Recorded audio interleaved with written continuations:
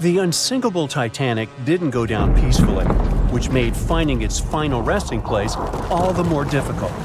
The world-famous RMS Titanic sank in 1912, but was only discovered in 1985 on a secret mission. Although people back in the early 1900s had the approximate location of where the Titanic was, they didn't have the right technology to find it. As it went under, the ship sent several CQD signals, standing for Come Quickly, Distress, to a nearby ship named Carpathia. Come at once, we have struck a berg. It's a CQD, old man, were some of the final words transmitted from the Marconi wireless on the ship. These Morse code messages were also what made the first research missions to the wreck possible. RMS Carpathia found the lifeboats filled with Titanic survivors, but the world also desperately wanted to see what became of the famous liner. Fast forward to 1953. That's when the first serious attempt to find the Titanic wreck happened. A man named Risdon Beasley tried using a loud eruptive device to locate the ship. It sounds weird, but there's science to back it up. When dynamite goes off, the waves from the detonation hit the bottom of the ocean floor. With the help of sonars, scientists would be able to locate if there was anything solid at the bottom of the ocean. But Beasley had no luck. Another 20 years would pass before oceanographer Robert Ballard would make his attempt to locate the Titanic. Ballard had a bit more luck than Beasley. Over the previous years, underwater technology had gotten more funding and so worked much better.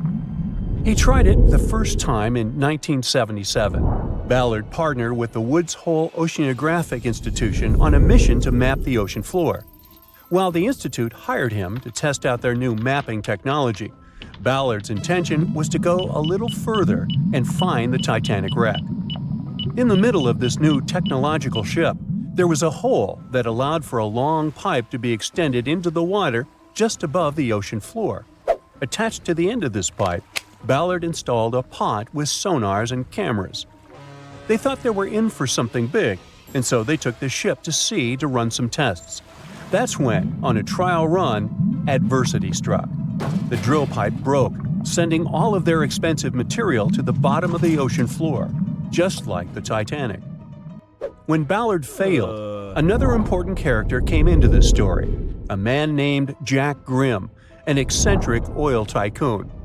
Grimm had become famous for trying to find things such as Noah's Ark, the Loch Ness Monster, and Bigfoot. He also tried to prove the hollow Earth theory that says that the interior of Earth is entirely hollow and hosts underground cities and nations. His search consisted of trying to find a large hole on the North Pole and thus venturing inside the hollow Earth. After his attempts failed, he set his eyes on the jewel liner that had sunk, the RMS Titanic. Grimm had the money, but he didn't have the know-how. So, as a billionaire, he made a big donation to Columbia University and asked in return to use some of their equipment. He hired a team of highly qualified scientists to help operate the machinery. Here's where it gets a little strange. Jack Grimm was a believer in folklore and non-conventional ways of doing things. So he brought a monkey on board and surprised the research team. This monkey, called Titan, was believed to point to a map and locate lost things. In this case, the Titanic. The scientists went crazy when the monkey appeared and told Grimm it was either them or the monkey. This expedition left Florida without Titan. Yes, there would be no monkey business.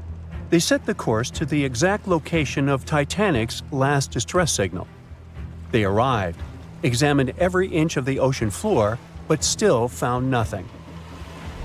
Grimm's first expedition lasted 3 weeks, but unfortunately, they found absolutely nothing. They tried a particularly good search method known as mowing the lawn, where they mimic such movements to map every inch of a larger area around Titanic's distress coordinates. The reasons for failure were important defects in the equipment and terrible weather. That's when that prior searcher of the lost Titanic came back into the picture, Robert Ballard. He didn't have the millions Jack Grimm had, but he had one thing going for him. The marine geologist was working closely with the U.S. Navy to locate two nuclear submarines which had sunk in the 1960s. Ballard himself says he was living two lives, one as a researcher and the other as a Navy intelligence officer. The deal was simple. He'd have a green light to search for the Titanic after he found the two missing submarines. To find Thresher and Scorpion, he used an unmanned submarine vehicle called Argo. Argo was like a little snow sled. It was attached to a bigger ship that sailed above the water. Argo was connected to the ship by a long cable, and it was piloted by a team on board. The sled had sonars and cameras that provided real-time imaging of the ocean floor, so it was a real advancement on other attempts. After much thinking, he had a eureka moment. He supposed the force of the wreck should have left a comet trail that led back to the ship. While searching for the Titanic, most people had tried to find the ship itself. But until then, it had been trying to find a needle in a haystack. That's why Ballard's logic was so brilliant. He needed to invert the order. He had another obstacle on his hands: time. He could only look for the ship after finding the lost subs. And by the time that happened, he had 12 days left. He teamed up with another scientist, and they applied the mowing the lawn method to map the ocean bed. Another important piece of information that most researchers left out was that there was a sea current moving south on the day of the disaster. This meant that the debris field should be south of the distress signal coordinates. To save time and resources, he would do a quick reconnaissance of the ocean floor, spacing lines more than 3 miles apart to look for debris fields. He also relied more on the camera visuals than on the sonar signals. His team took turns piloting Argo and watching the video.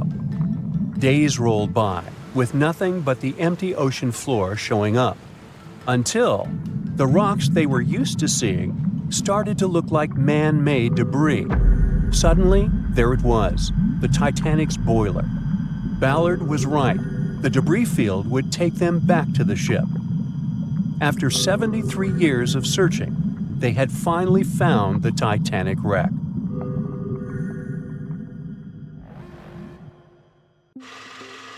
We know Titanic from so many stories, even a movie, but now we have its first full-sized digital scan. And nope, it's not like those models from before, where we mostly imagined what the ship was supposed to be like. This time we got a real digital scan.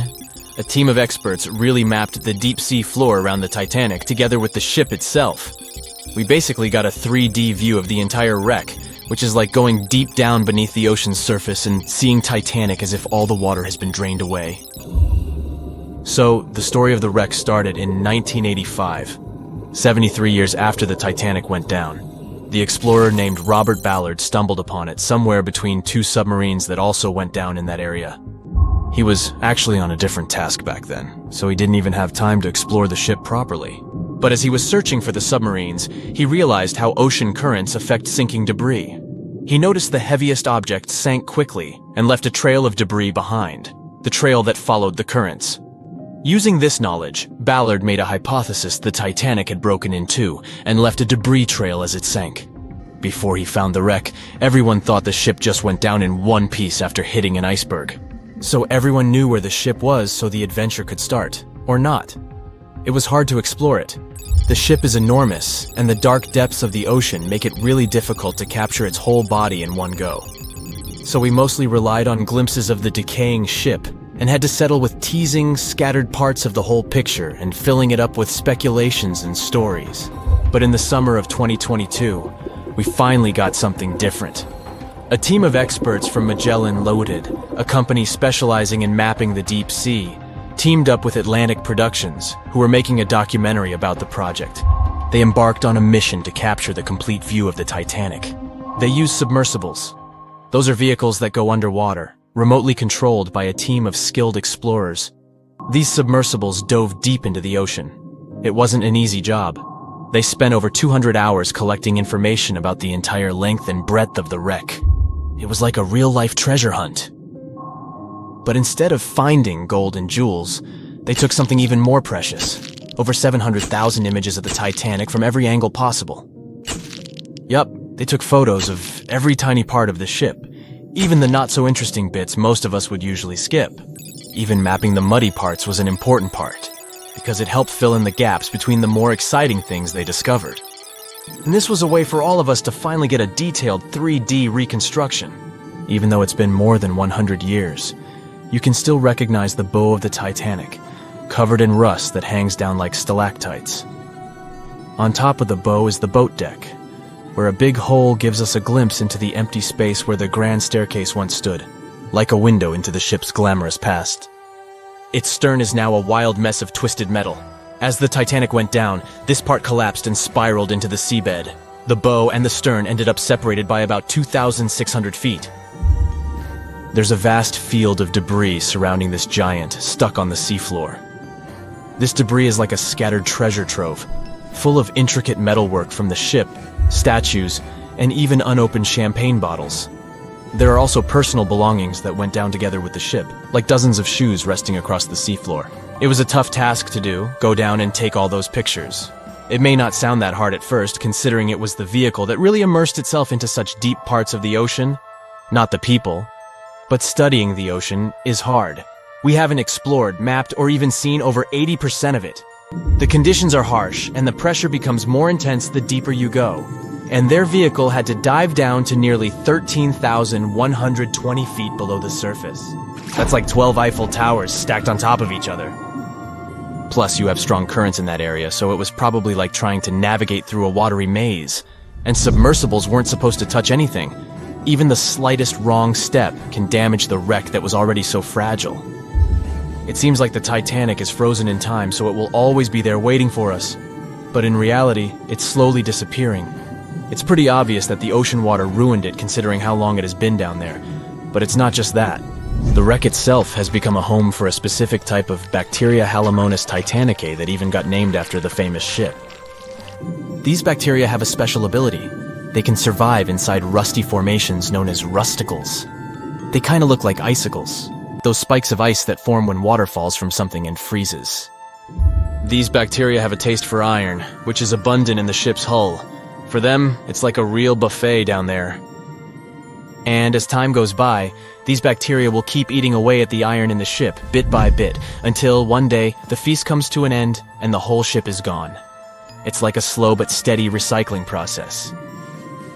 So this 3D model we got because of the hardworking team and technology comes at the best time because we never know how much time we have left with exploring the famous wreck.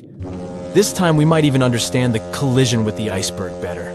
You know how movies always show the Titanic hitting the iceberg on its right side?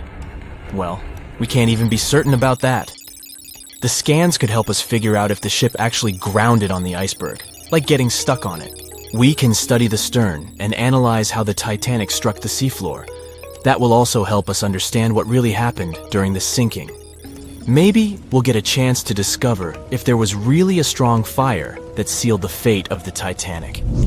One theory says that the coal fire had been raging for a whole 3 weeks before the ship even took its first and last trip. And this could have made its hull weaker, which means most of the work was done. The iceberg just delivered the final blow, if there even was an iceberg, as some people wonder. There's an alternative theory they suggested where the Titanic may have actually hit a hidden mass of pack ice instead of a typical iceberg. Pack ice is made up of large sheets of ice that float near the ocean's surface and can be difficult to spot. They believe this pack ice might have drifted into the Atlantic from the Arctic Ocean. According to one professional mariner, Captain L.M. Collins, that stands up with that idea. If the Titanic had struck a regular iceberg, the ship would have sunk much more quickly than it did. And since the Titanic managed to stay on the surface for a relatively long period of time, less than 3 hours, maybe this was a different type of collision.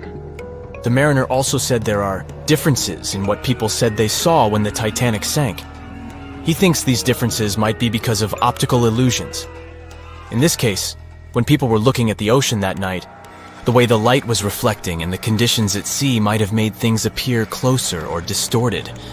So when they saw something in the water, it might not have been exactly what they thought it was. Whether it was an iceberg or something else. Binoculars might have helped the crew members to spot the potential danger, but unfortunately, they didn't have any. It appears they were locked inside a cabinet, and no one knew where the key was. Bet you never heard this story about the Titanic. So, this massive luxury ocean liner was heading out of Southampton on its first voyage to New York with over 2,000 passengers and crew on board. I'll spare you the details for now. You know how it all went down. Since there were a lot of things that went wrong during its short lifespan, some couldn't help but wonder, was it really bad luck? Or was there some mysterious force behind the ruckus? Well, for starters, right as it was leaving the harbor, the Titanic nearly crashed into another ship, called the SS New York. How did that happen? Well, 6 tugboats had to pull the massive Titanic into the river to begin its journey. Captain Smith was in charge, but let's be honest, he probably needed a few more cups of coffee before making any big decisions. So, as the Titanic was speeding along, minding her own business, she passed the New York and the Oceanic ships. The Titanic decided to make a left turn, but the suction was just too much for the poor New York. She started to drift off towards the Titanic. The Oceanic was leaning so much, her gangplank smacked into the water like a belly flop in the pool. Thankfully, the captain of one of the tugboats was there to save the day. He used his trusty megaphone to call the Vulcan to the port side of the Titanic to pick up some crew members. He then noticed the New York in trouble and acted quickly, throwing a line to slow her down. The Titanic's captain was probably scratching his head, wondering how to handle these big ships like the Titanic. That's because he'd only recently experienced sailing on larger ships. Close one, right? Well, it was just part of the story. As it turns out, the huge list of misfortunes might have started even earlier. Another theory suggests that during the ship's construction days in Northern Ireland, a fire broke out in the coal bunkers. Talk about a rocky start. If this information is correct, then the ship's hull may have been affected by the incident before it even set sail.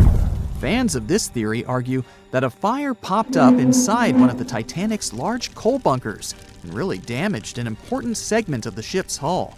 Some claim there's even photographic evidence to back this up. A bunch of photos documenting how the ship was made and pampered for its maiden voyage were found, and they showed a significant black streak on the outside of the Titanic's hull. Weirdly enough, the streak was really close to where the iceberg hit during that cold April. Now I know what you're thinking.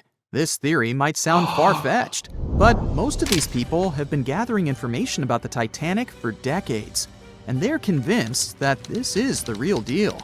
They even believe that the fire started way earlier than the day the Titanic set out on its maiden voyage, particularly about 3 weeks prior. Why was this overlooked? Well, because of fear of bad press, mostly. Also, because of all the fuss created around the unsinkable ship, it was important that they stuck to the initial calendar. Of course, not everyone is convinced by this new theory. Some people think it's just another wacky idea to add to the long list of Titanic sensational theories. What if I told you there were even rumors about part of an ancient Egyptian coffin being on board? Could that have had something to do with the disastrous ending of the Titanic? Some truly believe it did. Let me tell you the story about the unlucky mummy. It's a tale that'll give you goosebumps. Back in the 19th century, this ancient Egyptian artifact, a mummy case lid to be exact, was brought over to Europe. And as soon as it arrived, strange things started happening. Now, some of the stories may be a bit exaggerated, but according to journalists, some of them were actually true. The rumors sparked the interest of a British writer who later spent months investigating the mummy case and its alleged related stories. He was planning to write an article debunking the myths, but he found out they were all too real. Unfortunately, he never got to finish his work because he passed away suddenly. Others believed that the mummy case was guarded by Egyptian elementals. They warned others not to mess with the artifact. The mummy case's history is just as spooky. It was found in Egypt and sold to a certain someone conveniently named Mr. W. at a party organized by a well-known English lady. When the mummy case arrived in England, it was given to Mr. W.'s sister, who immediately suffered from financial losses and other troubles. A photographer who took a picture of the case claimed that he captured a living woman's face on the film. The mummy case eventually ended up in the British Museum, and it's still there today. However, rumors say that it was aboard the Titanic and was responsible for its sinking. But don't believe everything you hear. Some sources claim the mummy case never left the British Museum, and the rumor was started by a journalist named William Stead. He was actually a passenger on the Titanic, and he supposedly told his fellow passengers about the ill-fated mummy before the ship went down. Is that what happens when you tempt fate? Seriously doubt it, but it does make you wonder, doesn't it? It gets even weirder, trust me. About 50 passengers got cold feet before the ship took off, and they refused to board the Titanic at the last minute, even if it meant that they'd lose the cost of the ticket. They just had an extremely bad feeling about the whole deal, and even an Irish astrologer warned against making the voyage on the Titanic. I doubt he saw a big ol' iceberg hidden somewhere in the stars, but it does add up to the mystique surrounding the Titanic. And do you know what's even worse? The fact that the ship's binoculars, which could have helped prevent the iceberg collision, were locked up. Apparently, those binoculars could have been used by lookouts on that fateful night. But guess what?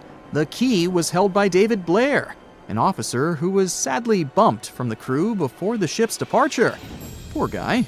He probably didn't even know what he was holding on to. Now, some historians think that if those binoculars were in use, the iceberg might have been spotted earlier. But hey, let's not point fingers here. Others argue that it wouldn't have made a difference. Who knows? Maybe the lookout was too busy looking at the stars to notice a giant iceberg in front of them. But seriously, what were they thinking? Locking up the binoculars on a ship that big is like forgetting to pack sunscreen for a trip to the beach. Also, the ship might have been going a bit too fast. Now, I know what you're thinking. Why was the captain in such a hurry? Well, apparently, good old Captain Smith was trying to beat his ship's older sibling, the Olympic, in a race to see which ship could cross the Atlantic faster. I guess he had a bit of a sibling rivalry going on or something. But here's the thing. Even though there were warnings about icebergs in the area, the Titanic just kept on chugging along at full speed ahead. I mean, come on, guys, it's not rocket science. If you know there are icebergs around, maybe slow down a little bit, right? And then, close to midnight on April 14th, 1912, the Titanic hit that iceberg and sank in the North Atlantic. It also famously had a mere 16 lifeboats and 4 collapsible dinghies on board. No wonder it ended up being one of the worst maritime disasters in modern history. After the whole event, people started believing in life beyond the veil and contacted mediums, hoping for signs from the ones they had lost at sea. Can't say I blame them, though there's no verified story of someone managing to contact a Titanic passenger from the beyond, though. Everyone knows the story of the Titanic, but not many people know that Titanic had 2 sister ships, and that on the night of its sinking, one of them was rushing to help but didn't make it in time. Bad luck seemed to follow the trio of ships, but each one of them had glorious moments that live in the minds of those who sailed in them. Keep on watching to discover a story of awe, ingenuity, and ill fate. And don't forget to click the subscribe button and turn notifications on to join us on the bright side of life.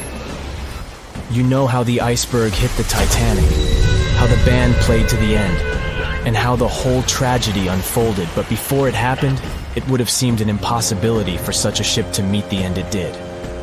None of that could have been foreseen by White Star Line, the company who built the Titanic, who had high hopes for what the unsinkable ship and its sister ships, the Britannic and the Olympic, would accomplish. The Olympic was the first of the trio to make sail on June 11th, 1911, heading towards New York. The sheer size of it would wow the crowds. The Olympic's maiden voyage went without incident, and a crowd of 8,000 people in New York got to explore its luxurious accommodations while it was docked there. There were high expectations for the massive ship, but just around 2 months later, the Olympic crashed with the HMS Hawk. The Hawk got the brunt of the damage as the bow was left flat as a pancake.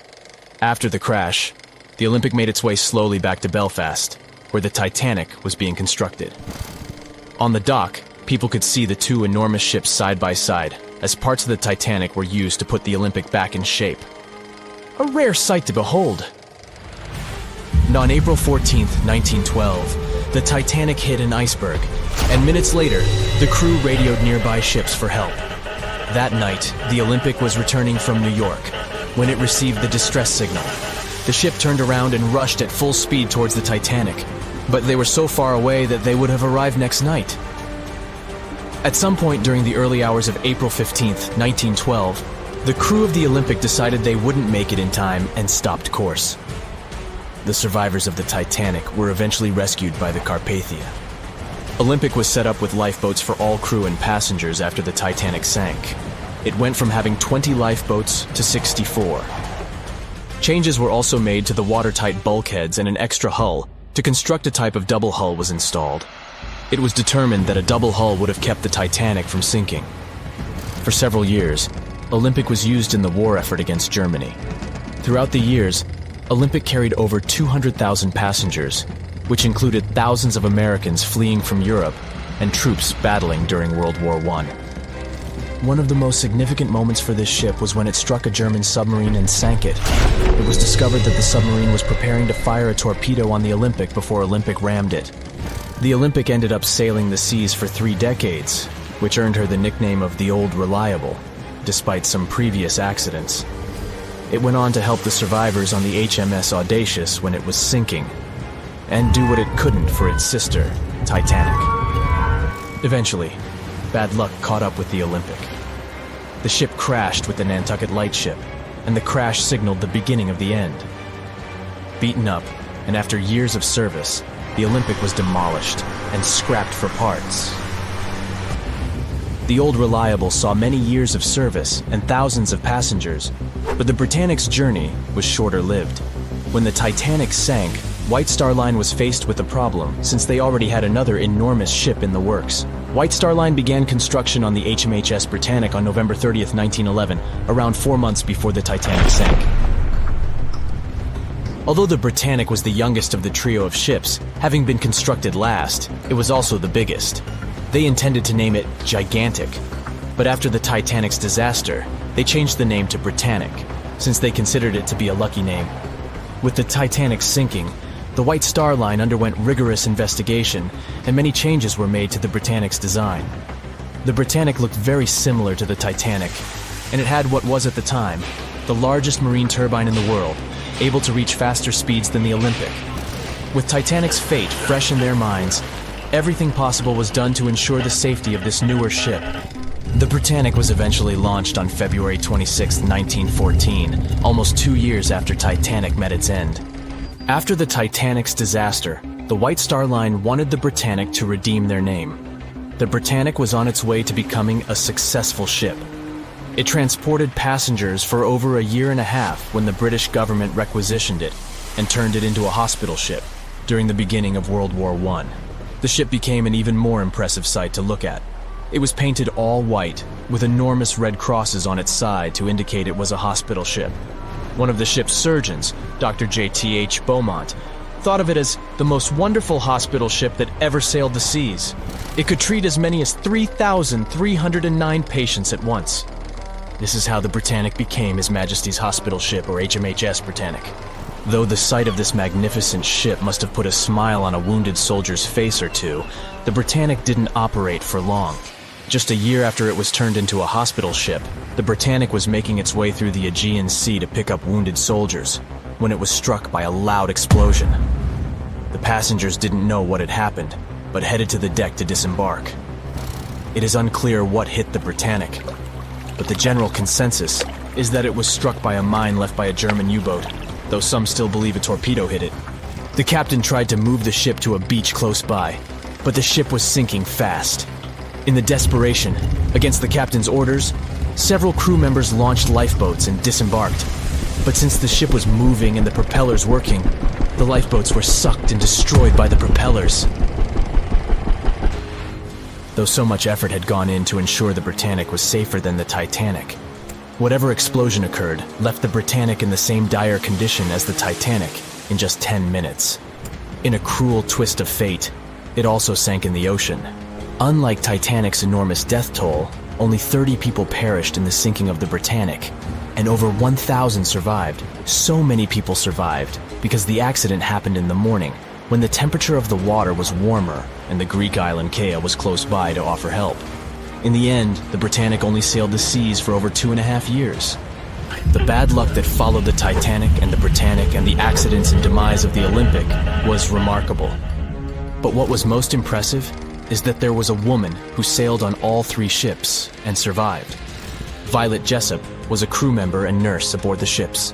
She was there when the Olympic collided with the HMS Hawke in 1911 and disembarked safely. 2 years later, she escaped the sinking of the Titanic in lifeboat number 16, and she showed some women it was safe to board the lifeboats. You'd imagine that would be enough to keep her from ever getting on a boat again, but not for her. A few years later, she served as a nurse in the Britannic while it was used as a hospital ship. When the explosion occurred, Violet jumped overboard, was pulled under by the water, and hit her head on the keel but survived. Can you imagine her experience? She must have had nerves of steel. All in all, the trio of ships saw journeys of triumph and tragedy. Ill fate might have followed them, but all the survivors were left with incredible stories to tell. So tell us, Brightsiders, would you have liked to have seen any of these ships in real life? Let us know in the comments section. Don't forget to give this video a like, share it with your friends, and click subscribe to stay on the bright side. Back when it was built, the Titanic was one of the largest and most luxurious passenger ships, with high-class features like a grand staircase, a swimming pool, and a gymnasium. People thought it to be unsinkable because of its advanced safety devices. Its tragic sinking on its maiden voyage in 1912 proved it wasn't at all the case. It wasn't until 1985 that the Titanic's wreck was finally rediscovered using state-of-the-art sonar technology. Ever since, thousands of items have been recovered from the Titanic, many of them being put on display or sold for auction. Things like jewelry, a life jacket, a menu from the ship's restaurant, or even a sample square of carpet from the first-class stateroom have all baffled the public and told stories of the many on-board people. Scientists have even tried to come up with strategies to get the Titanic back up, not because they want to put it up for display, but so it can be properly studied, and more importantly, to stop it from getting more and more damaged at the bottom of the ocean. Some have suggested filling the wreck with ping pong balls to make it float, while others even considered injecting it with 198,000 tons of Vaseline. Another creative solution was proposed, the idea of using a giant claw or scoop to lift the Titanic. Nobody came up with this device. Using 500,000 tons of liquid nitrogen to trap it in an iceberg that would float to the surface was also considered, but all these potential strategies had to be eventually let go, since the Titanic is way too fragile to ever be recovered. As the Titanic's iconic bow railings are in danger of collapsing, metal-eating bacteria continue to chew away at the ocean liner's wreckage. An undersea exploration company plans to gather data about the ship's deterioration in annual expeditions. They hope this will help them learn more about the Titanic, and also more about the ecosystem that shipwrecks create. The over 100-year-old ocean liner is also being damaged by deep-sea currents daily. Some experts predict that the ship could disappear in a few decades due to holes in its hull. The deck that passengers crowded on as the ship sank has caved in. The gymnasium near the grand staircase has also fallen in, and a 2019 expedition found that the captain's bathtub, which became visible after the outer wall of the captain's cabin fell away, is no longer there. Those annual expeditions also gather data about the creatures living at the site, including crabs and corals. Surprisingly, many species have only been seen there at the Titanic wreck, so scientists are curious to find out more about them. The most famous out of all these creatures is the Halomonas titanicae. It's a bacteria, and it was discovered on the wreckage of the Titanic. What's interesting about this creature is that it's able to thrive in extremely salty environments. It's also been resistant to several antibiotics, unlike other types of bacteria.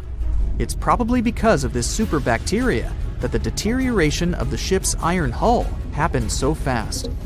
The expedition will also look at the debris field and its artifacts. On the site, there are still traces of little personal items like clothes and luggage. One of the most interesting stories about Titanic artifacts is that of the passengers' shoes. Most of the Titanic items that have been lost at sea deteriorated or disappeared completely. But not the shoes. They seem to be able to resist the harsh conditions. On top of that, the leather in most shoes is perfectly preserved, probably because of tannin, a substance used in the tanning process of leather. It helped the shoes resist the damaging bacteria found underwater. All this exploring might have gotten you all excited. If that's the case, I have some good news to share. You might even be able to join the expeditions. To personally explore the Titanic, you have to plan ahead and apply to be a mission specialist with OceanGate, the company responsible for the journey. However, this experience does come with a high price tag of $250,000. Despite the cost, this once-in-a-lifetime experience is in high demand because of the limited spots available. If you can afford the exploration, you will have the chance to collaborate with renowned specialists in marine biology, oceanography, the Titanic, DNA, and the deep ocean. Accommodations and meals on the dive support vessel are also included, as well as training and guidance from specialists before and during the mission. Lastly, you don't even need to bring your own gear, as the expedition equipment is included as well. Sure, ships have evolved and modernized over the years, and these days we have technology that is way better than that available on the Titanic. But this ship remains an amazing piece of history because of its many unusual features, like the fact that the Titanic's whistle was loud enough to be heard over 11 miles away, or the fact that the ship's hull was painted with a special mixture of red lead and linseed oil, which was believed to be effective in preventing the growth of seaweed and other marine organisms. However, despite popular belief, the ship's iconic fourth smokestack was not functional and was only used for ventilation and aesthetics. Probably one of its biggest flaws was its number of lifeboats. Despite its size and luxury, the Titanic only had 20 lifeboats on board, which were not enough to save all of its passengers and crew once it hit the iceberg. The Titanic may be the most famous shipwreck, but it's not the only one. The fleet of Kublai Khan tells a similar story.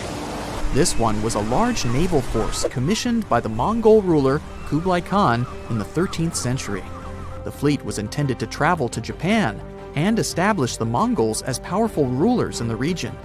However, in 1281, the fleet was supposedly caught in bad weather and was seriously damaged, with many ships being destroyed.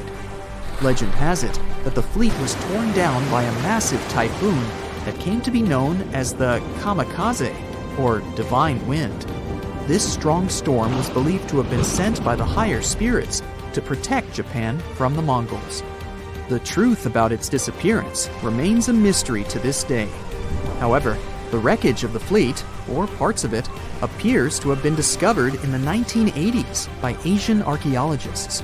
They dug across the site and studied the remains of the ships at a location near Imari Bay. The shipwreck is, to this day, considered to be an important archaeological discovery. That's because it informed us how well prepared the Mongols were back in the day in terms of their ships. Another tragic story is that of the RMS Empress of Ireland. This was a British passenger ship that operated until May of 1914. This is when the ship was sailing from Quebec City to Liverpool, but it ran into the Norwegian collier SS Storstad in the fog off the coast of Rimouski, Quebec. The collision caused a large hole in the side of the Empress of Ireland, and the ship began to quickly take on water and sink. The crew and passengers were caught off guard, and many were unable to evacuate in time. In total, 1,012 people were lost in the disaster, making it one of the worst maritime collisions in Canadian history. Rescue efforts were hampered by poor visibility and the fact that many of the lifeboats were damaged or unusable. Only 465 people survived the sinking, and many of them were rescued by the Storstad. which had remained in the area despite its damage. The sinking of the Empress of Ireland was a national tragedy in Canada, and it led to changes in maritime safety regulations and the establishment of a coast guard. The ship still lies at the bottom of the St. Lawrence River, where it has become a popular dive site for enthusiasts.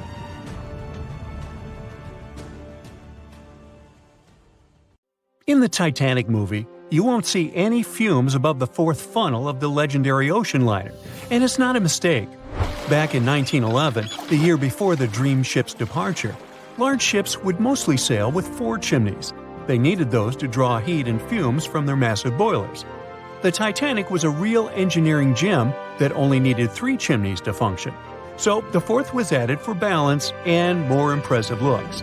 The White Star Line thought the public would have been disappointed to see only 3 pipes on the greatest ship of all time. The Titanic's sister ships, the Olympic and the Britannic, also had 1 fake funnel each for the same reason. The dummy chimney wasn't completely useless and served for ventilation. It took out the fumes from the machine spaces in the lower decks and from one of the first-class general rooms. 1 big ventilation funnel, instead of several small ones, helped to declutter the upper decks and left more open space for passengers to enjoy their strolls. When Titanic went down, the funnels, each weighing 60 tons, went down with the rest of the ship. They were made extra tall to make sure the passengers weren't covered in the suit being ejected. Their height and weight let them stay in the upright position.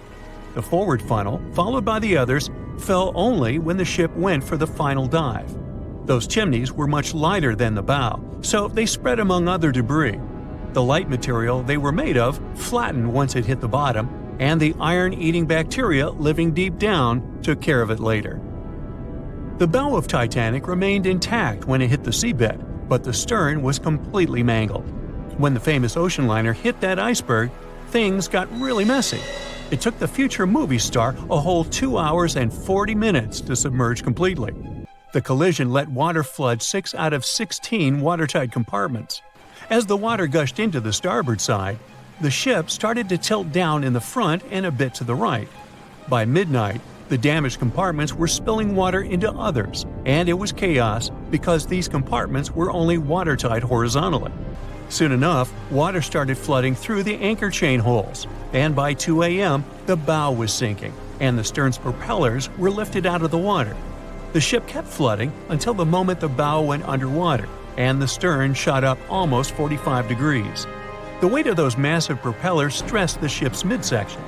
The steel just couldn't handle it and failed. Survivors described that moment as some loud noise, like breaking china or falling gear.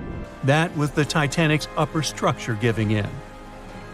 By 12 past 2 a.m., the bow and stern were only connected by the inner bottom structure. Minutes later, the bow, weighing almost 16,000 tons, broke loose from the stern. The stern rose sharply to an almost vertical position and started sinking slowly. By 2:20, it disappeared underwater.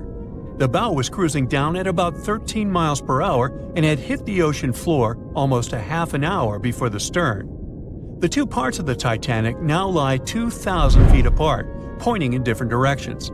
The bow remained mostly intact, just covered in mud. The stern turned into a tangled wreck because of the implosions it went through during the descent. The air trapped within the structure just couldn't handle the increasing pressure of the water deep down. Signal rockets played a big part in the Titanic's tragedy. When a ship goes down, you're supposed to shoot up red flares to signal trouble. But someone decided to stock Titanic with white lights instead of the usual red ones. So when the ship smacked into that iceberg, the crew fired off white flares. The SS Californian was passing nearby, and its captain knew the Titanic was in a dangerous iceberg zone. The crew didn't spot the sinking Titanic, but they sure saw those white rockets. The radio between the ships was useless because the Californian's operator switched it off. The captain had a gut feeling something was off, so he flashed a Morse code light signal at Titanic. But he received no reply because the Titanic had already gone underwater. There was another ship, Samson, sailing alongside the Titanic. It had plenty of illegally hunted frozen seal meat from Canadian waters abroad, so it was sailing with lights off to remain unnoticed. When they saw the Titanic's white rockets, they thought it was the Coast Guard and zoomed away. Sampson didn't have a radio, so they couldn't find out about the ongoing disaster. The crew got the news about Titanic only when they got to the coast of Iceland the following month. There have been many theories to explain the Titanic tragedy, and one of the recent ones says that there was a fire involved. An Irish journalist went full detective for decades, digging into the mystery, and stumbled upon a game-changer. He came across a photo album that had been hiding from the public for a century after the tragedy.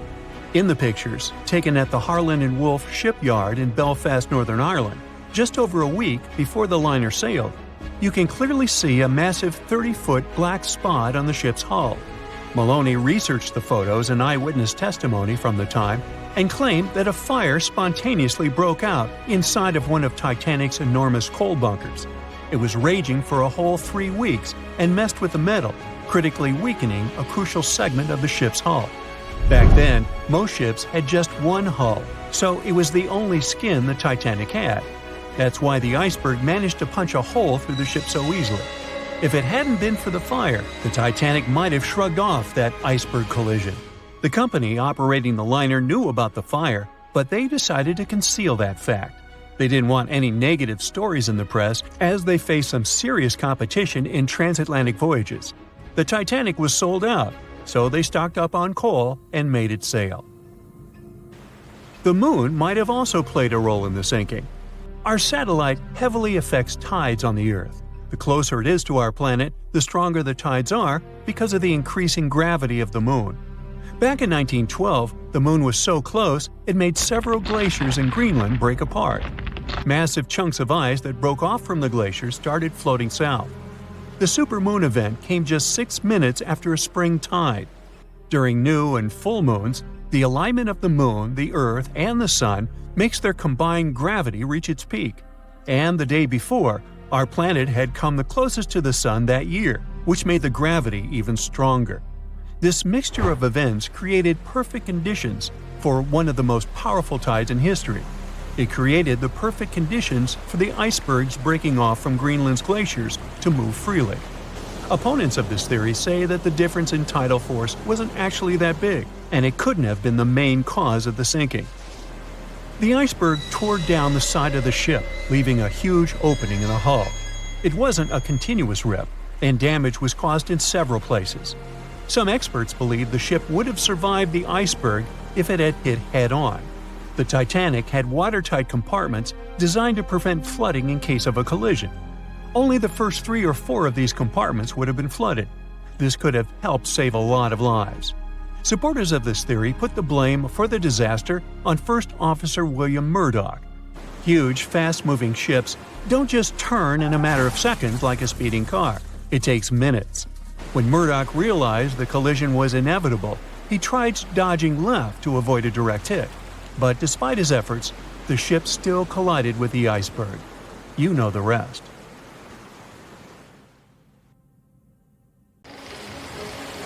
It was 11:39 at night when the Titanic's lookout shouted, "Iceberg, right ahead!" Swift action on the bridge to reduce speed and change the ship's course didn't help, and you already know how the story ends. Since then, we've regarded what happened to Titanic as a once-in-a-lifetime event. Is it though? The Titanic sank in 1912. Forget about fancy GPSs or weather satellites. At the time, ships were responsible for warning each other about the location of icebergs, like a "hey man, trust me on this" situation. Then the Titanic disaster happened. To call it a disaster is an understatement, so specialists felt the need to form an organization to avoid this kind of accident happening again.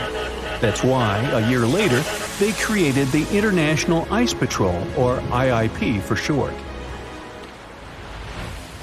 Up to this day, this group has been responsible for giving ships advanced warnings about ice threats. IIP improved their methods over the years, from ship reports and aircraft patrols to satellite images.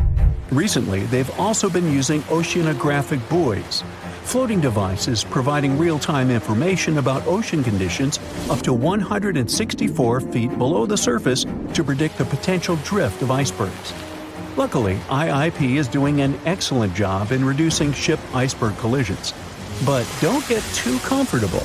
because even the most advanced detection equipment can't entirely avoid an unfortunate situation. Between 1980 and 2005, there were 57 incidents involving vessels and icebergs. And the chilling truth is that today's ships are more likely to run into an iceberg than the Titanic was. Studies have shown that 1,038 icebergs crossed the area where the Titanic sank back in 1912. You might think that's a lot, but scientists say it's not really a big deal. I mean, yeah, it's on the higher side, but there have been 14 years with even more iceberg activity since then. Nowadays, the number of icebergs is going up due to the accelerated melting of Greenland's glaciers. And since more ships are heading into polar waters, the chances of ships bumping into icebergs are higher. But the real danger for captains is invisible enemies, called growlers and bergy bits. Growlers are these small icebergs that can be the size of a regular door. And bergy bits are also considered small, measuring around the size of a school bus. These icebergs might seem harmless, but they're actually tricky since they can be completely invisible to radars or satellites. Let's see what happens when a modern cruise ship as big as the Titanic hits one of these small icebergs. Meet the Norwegian Sun, a luxurious cruise ship like Titanic, as it has the capacity to accommodate 2,400 passengers and more than 900 crew members. On July 2022, this cruise ship was on its way to Hubbard Glacier in Alaska when it found itself in the middle of a dense fog. Suddenly, passengers felt an impact and were terrified as the ship experienced a severe jolt. The fog immediately cleared and they realized what had happened. The Norwegian Sun had collided with an iceberg of the growler type. But the outcome was entirely different from Titanic. Thankfully, there were no injuries, and both the passengers and staff reached the Alaskan docks safely. Expert divers checked the condition of the boat, and they discovered that the ship had suffered some damage after the collision, so the rest of the trip was canceled. Now don't stress about packing for your next trip across the Atlantic because accidents like the one with the Norwegian Sun are really rare. I mean, it's common for ships to encounter ice, but what's unusual is for it to be a problem. Most modern cruise ships wouldn't get physically damaged by an iceberg, and there's a reason for that. You see, the steel used in the Titanic also played a significant role in the disaster. The unsinkable ship, after all, was not so impact-resistant. Back then, the Titanic's hull was constructed using around 2,000 steel plates, which are believed to have been produced in an open hearth furnace. As a result, the steel contained a high concentration of phosphorus, oxygen, and sulfur. High levels of these elements make steel brittle at low temperatures, causing it to fail upon impact. While the steel used on the Titanic was of the highest quality available at the time, it wouldn't meet the safety standards of modern ships, and it was approximately 10 times less safe than what today's vessels use. But the most significant difference between the design of the Titanic and a modern ship lies in how the hull is put together. You see, the Titanic was built using over 3 million rivets for its hull and upper deck structure. So, when it struck the iceberg, the rivets started a chain reaction, causing the entire section of the hull to collapse simultaneously, causing an uncontrollable flood of water. In contrast, modern ships use a method called submerged arc welding, which fuses the edges of metal pieces together, creating a strong and continuous bond. This is safer because if any part of the ship gets damaged, the tear doesn't spread, making things worse. The damage remains contained within that section. Okay, so small icebergs are becoming more common, and vessels have been adapted to deal with them. But there's still one more scenario to consider. What if a huge cruise ship hit an iceberg the size of a 5-story building? Imagine we've just created the world's largest cruise ship on the planet. Let's call it the Bright Seaside. Our floating resort is massive, 4 times the size of the Statue of Liberty. It's longer than the Titanic by 318 feet and carries about 3 times more passengers and crew. And just like the Titanic, our fictional ship can cruise at a top speed of around 23 knots. Now, picture this scenario. The bright seaside is cruising at full speed in freezing waters. It's the middle of the night, and the captain doesn't realize that all the iceberg detecting equipment on board isn't functioning. It stopped working 3 days ago.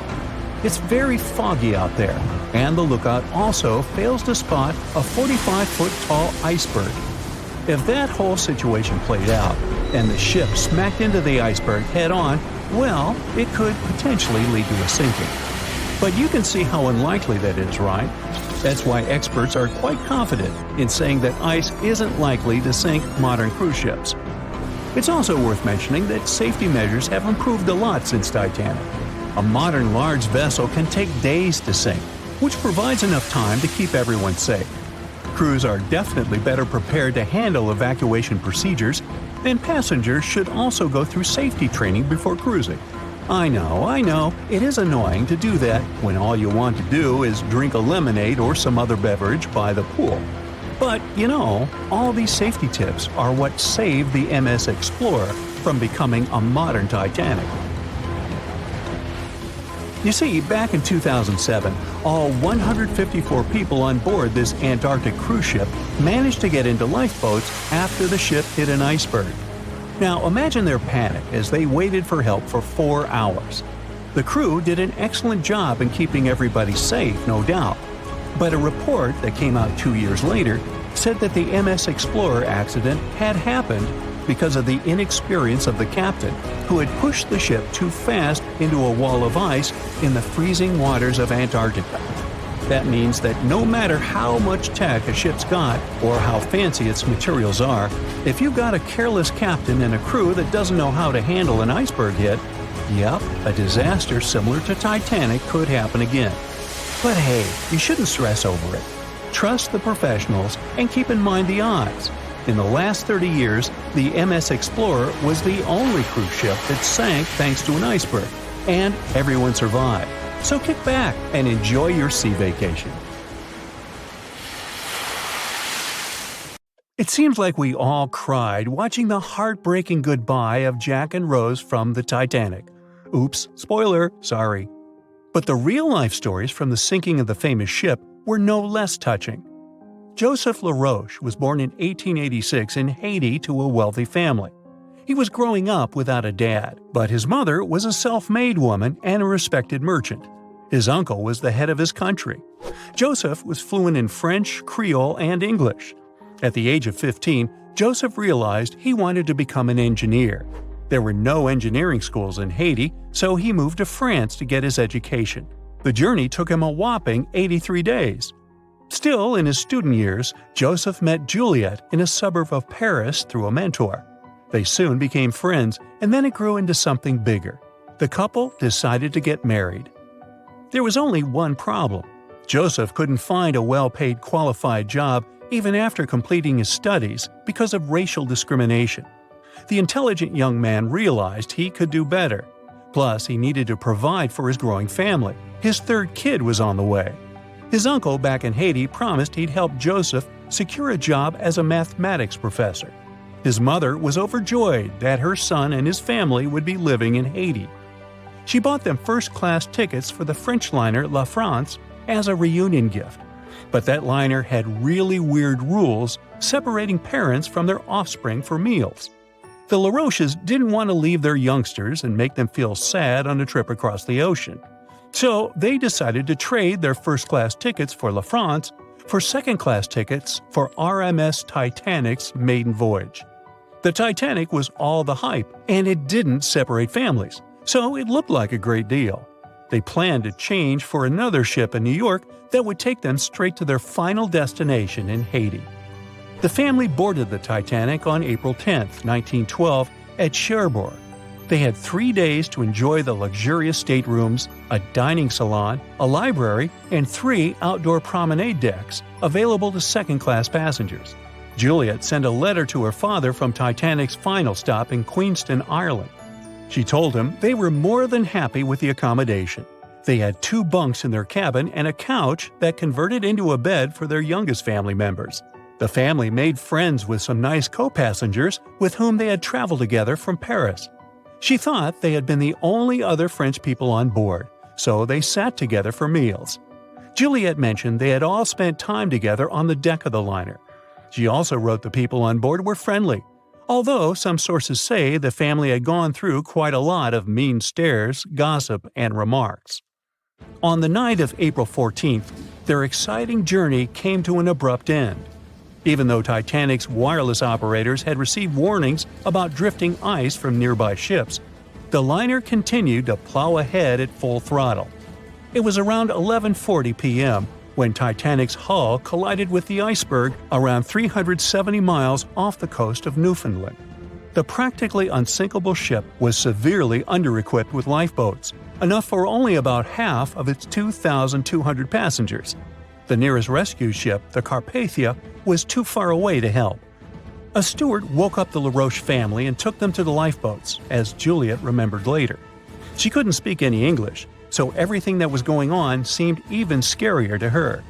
A little after midnight, the crew received the order to give priority to women and children when boarding the lifeboats. Juliet later remembered a terrible panic had begun, as people had been pushing each other to get to the desired seat. At some point, she felt they had pulled away her older daughter and thrown her into the abyss. A moment later, she had joined her Simone in the same emptiness. So, pregnant Juliet and her two daughters got spots in Lifeboat 14. But they had to say goodbye to Joseph as the boat was being lowered into the sea. He wrapped his coat around Juliet, saying she'd need it, and promised to get in another lifeboat and see her and the little ones again in New York. The 25-year-old Joseph Laroche didn't manage to stay true to his word. In a couple of hours, Titanic sank underwater, taking the lives of almost 1,500 people. Joseph was one of them. Juliet and the girls were among the 700 survivors who had been rescued by the Cunard liner Carpathia several hours later. Once they reached New York, they were looking through the crowds of people, hoping to see Joseph again. When it became obvious they wouldn't find him, it was time for them to decide what to do and where to go. Without any knowledge of English or money that had gone down with the ship, Juliet managed to survive in America only for 3 weeks, and then had no other choice but to go back to France. Joseph's uncle was no longer able to help them, as others had taken his life 4 months after the Titanic tragedy. In December 1912, Juliet gave birth to a son who she named Joseph after his father. For the rest of her life, she couldn't get over the loss of her beloved husband. That's why she didn't like to speak about what had happened on Titanic and told her children not to mention it. In 1995, a member of the Titanic Historical Society interviewed Louise, who was the last remaining Laroche child and the last French survivor of the sinking. And that's when the world first heard about this heartbreaking story. It inspired some plays and articles, but it never got the same attention as the story of other passengers. You probably remember the elderly couple going down together in their bed on the Titanic. It was inspired by Isidor and Ida Strauss. They were both born in Germany and emigrated to the United States as kids. They met in New York and got married 5 years later. Isidor started a china and porcelain business with his brother that grew into the glassware department at Macy's and turned them into multimillionaires. Isidor and Ida were well known in New York, not only for their wealth and charity, but also for their love and devotion to each other. In 1912, the couple decided to run away from the New York winters and headed for Europe. By that time, they'd already been married for 40 years. In early April, it was time for them to sail back home to New York. They normally traveled on huge German liners, but at that time, they couldn't resist the hype of everyone talking about that new luxury liner, the RMS Titanic. That's how they ended up in one of the first-class private suites at the top of the ship.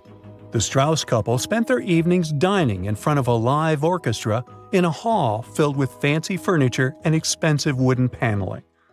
On the night of April 14th, they felt a slight tremor and then left their private suite and waited for instructions from the crew. They told the passengers not to lose their passes, as they'd need them when everyone got back on board. But the ship was going under. The Strauss couple were standing next to Lifeboat 8. Mr. Strauss, who was 67 at the time, was offered a seat with his wife because of his age. He refused it, saying he was not too old to sacrifice himself for a woman. He wanted to wait and make sure no women and kids were left behind. Ellen Bird, Ida's maid, hesitated before getting on the lifeboat, but Ida told her to go. She took the easy decision not to leave her husband on the sinking ship. Ida took off her beautiful mink coat and handed it to her shivering maid, saying she wouldn't be needing it anymore. Isidore didn't manage to convince her to save herself, so they stayed together till the end.